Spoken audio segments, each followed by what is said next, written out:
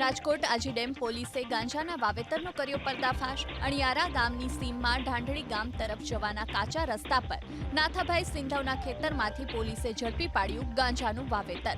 હનાભાઈ ગુબા નામના ભાગ્યાએ ઘઉં અને તુવેર દાળના વાવેતર વચ્ચે જ ગાંજાનું વાવેતર કર્યું હતું।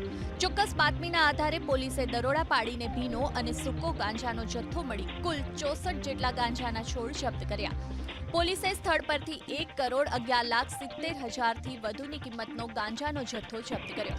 પ્રાથમિક પૂછપરછમાં આરોપી હનાભાઈ ગાબુએ કબૂલાત આપી કે દેવું વધી જતા તેણે પોતાના કાકા પાસેથી બીજ લઈ ગાંજાનું વાવેતર કર્યું હતું। એટલું જ નહીં, ગાંજાનો જથ્થો પણ તે ચોટીલા વિસ્તારમાં રહેતા પોતાના કાકાને આપતો હતો। એટલું જ નહીં, છેલ્લા 1.5 વર્ષથી તે 14 વીઘા જમીન પર ગાંજાની ખેતી કરતો હોવાની પોલીસ સમક્ષ કબૂલાત આપી છે।